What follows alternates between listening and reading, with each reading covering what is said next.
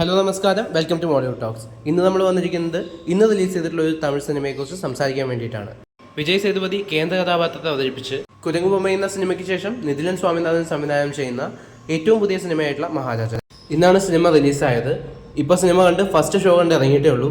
സിനിമയെക്കുറിച്ച് നമുക്ക് സംസാരിക്കാം. അതിന് മുമ്പ് നിങ്ങളുടെ ചാനൽ ഇതുവരെ സബ്സ്ക്രൈബ് ചെയ്യാത്തതാണെങ്കിൽ ഇപ്പോൾ തന്നെ സബ്സ്ക്രൈബ് ചെയ്യുക. ആ ബെല്ലൈക്കണും കൂടെ എനേബിൾ ചെയ്യുകയാണെങ്കിൽ എൻ്റെ ഏറ്റവും പുതിയ വീഡിയോസ് എത്രയും പെട്ടെന്ന് നിങ്ങൾക്ക് കാണാൻ സാധിക്കുന്നതായിരിക്കും. കേന്ദ്ര കഥാപാത്രമായിട്ടുള്ള വിജയ് സേതുപതിയുടെ ബാർബറായിട്ടുള്ള ക്യാരക്ടർ ഒരു പോലീസ് സ്റ്റേഷനിലേക്ക് ചെന്ന് കയറുകയും തൻ്റെ ഒരു വസ്തു നഷ്ടപ്പെട്ടു എന്ന് പറയുകയും ചെയ്യുന്നു. എന്നാൽ ഇവിടെ നിന്ന് സ്റ്റാർട്ട് ചെയ്യുന്ന ഈ കഥ നമ്മൾ ഒട്ടും പ്രതീക്ഷിക്കാത്ത ട്വിസ്റ്റ് ആൻഡ് ടേണുകളോട് കൂടി വളരെ ഇന്റൻസ് ആയിട്ടുള്ള ഒരു ത്രില്ലർ ഡ്രാമയാണ് പറഞ്ഞു വെക്കുന്നത്.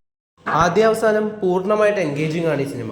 കഥാപരിസരങ്ങളിൽ എക്സ്പെക്ട് ചെയ്യാത്ത പല കാര്യങ്ങളും വളരെ ഗംഭീരമായി പ്ലേസ് ചെയ്ത ട്വിസ്റ്റുകളോടുകൂടി ഞെട്ടിക്കുന്നുണ്ട്. പല സീനുകളിലും അന്തം വിട്ടിരിക്കുന്ന ട്വിസ്റ്റുകളൊക്കെ പേഴ്സണലി ഗംഭീരമായിട്ടാണ് ഫീൽ ചെയ്തത്.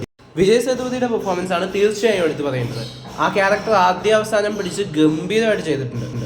അനുരാഗ് കശ്യപ് ആയാലും നടരാജ് ആയാലും മറ്റു പോലീസുകാരുടെ വേഷം ചെയ്ത ആളുകളായാലും എല്ലാവരും ആ പെൺകുട്ടിയുടെ പെർഫോമൻസ് അതിഗംഭീരമായിരുന്നു. ആ ഒരു സാധാരണ റിവെഞ്ച് ഡ്രാമ എന്നതിൽ നിന്നും നോൺ ലീനിയർ നറേഷനോടുകൂടി വളരെ വ്യത്യസ്തമായിട്ടുള്ള അപ്രോച്ചിലാണ് അവർ ഈ സിനിമ സ്ക്രീനിൽ എത്തിച്ചിട്ടുള്ളത്.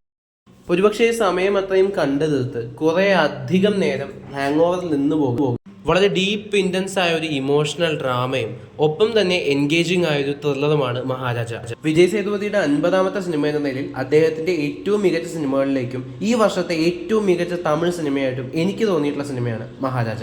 അപ്പോൾ തിയേറ്ററുകളിൽ മിസ് ചെയ്യാതെ തീർച്ചയായിട്ടും ത്രില്ലർ സിനിമകൾ ഇഷ്ടപ്പെടുന്നവരാണെങ്കിൽ കണ്ടു നോക്കേണ്ട സിനിമയാണ്. കണ്ടവരുണ്ടെങ്കിൽ സിനിമയെക്കുറിച്ചുള്ള അഭിപ്രായങ്ങൾ കമന്റ് ബോക്സിലൂടെ രേഖപ്പെടുത്തുക.